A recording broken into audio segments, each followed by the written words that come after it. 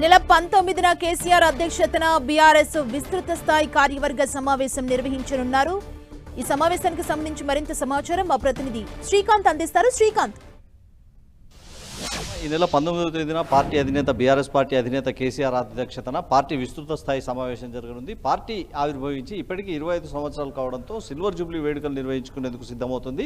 Party ఆవిర్భావ దినోత్సవం అయిన ఏప్రిల్ 27వ తేదీన భారీ బహిరంగ సభ నిర్వహించాలి. ఆ లోపు పార్టీ సభ్యత్వ నమోదు రాష్ట్ర మండల జిల్లా రాష్ట్ర స్థాయి కార్యవర్గాలు కూడా ఏర్పాటు చేసుకోవాలి. ఈ నేపథ్యంలో 19వ తేదీన పార్టీ ఒక కీలక సమావేశాన్ని ఏర్పాటు చేసిందని చెప్పుకోవచ్చు. ఈ సమావేశానికి పార్టీ రాష్ట్ర కార్యవర్గంతో పాటు జిల్లా అధ్యక్షులను, మాజీ ఎమ్మెల్యేలు, మాజీ రాష్ట్ర కార్పొరేషన్స్ చైర్మన్లను, డీసీసీబీ, డీసీఎంఎస్ చైర్మన్లను, మాజీ చైర్మన్లను, రాజ్యసభ, లోక్సభ మాజీ సభ్యులను కూడా ఈ సమావేశానికి ఆహ్వానించారు. రాబోయే రోజుల్లో ప్రభుత్వ పరంగా అనుసరిస్తున్న విధానాలను గులాబీ పార్టీ పరంగా ప్రతిపక్ష పార్టీగా ఎలా తిప్పికొట్టాలన్న దానిపై ఈ సమావేశంలో చర్చించే అవకాశం ఉంటుంది. పార్టీ అధినేత కేసీఆర్ తొలిసారి విస్తృత స్థాయి సమావేశం అంటే ప్రభుత్వంపై రంగం అంటే శంఖారావం పూరించేందుకు రెడీ అవుతున్న సమయాన విస్తృత స్థాయి సమావేశాన్ని నిర్వహించేందుకు నిర్ణయం తీసుకోవడంతో ఈ సమావేశంపై ఆసక్తి రేపుతుంది. రాబోయే రోజుల్లో ఇక పోరాట పంథానే అవలంబించాలన్న లక్ష్యంగా గులాబీ పార్టీ అడుగులు వేస్తుందని చెప్పుకోవచ్చు. ముందుగా పార్టీ నిర్మాణంపై ప్రధానంగా ఫోకస్ పెట్టి ఈ విస్తృత స్థాయి సమావేశంలో పార్టీ సభ్యత్వ నమోదు ఎప్పటి నుంచి ఎప్పటి వరకు పూర్తి చేయాలన్న దానిపై ఒక క్యాలెండర్ విడుదల చేసే అవకాశం ఉంటుంది.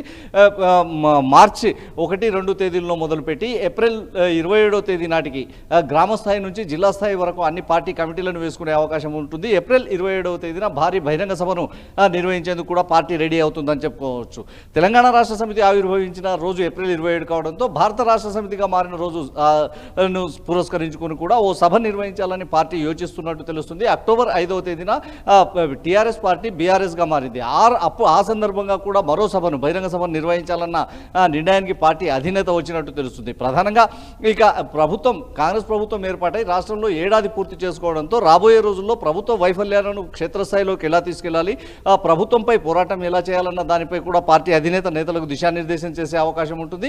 పార్టీ నిర్మాణం తర్వాత ప్రభుత్వ వైఫల్యాలను ఎత్తి చూపుతూ క్షేత్రస్థాయిలో ఎలా వ్యవహరించాలి, స్థానిక సంస్థల ఎన్నికలకు ఎలా సిద్ధం కావాలి, ప్రభుత్వం తాజాగా కులగణనకు సంబంధించి వివరాలు వెల్లడించడంతో ఆ వివరాలు తప్పుల తడుగ్గా ఉన్నాయని బీఆర్ఎస్ ఆరోపిస్తుంది. దీనిపై కూడా భవిష్యత్తులో ఎలా ముందుకెళ్లాలన్న దానిపై పార్టీ అధినేత నేతలకు దిశానిర్దేశం చేయనున్నారు. సుమా, థ్యాంక్ యూ శ్రీకాంత్.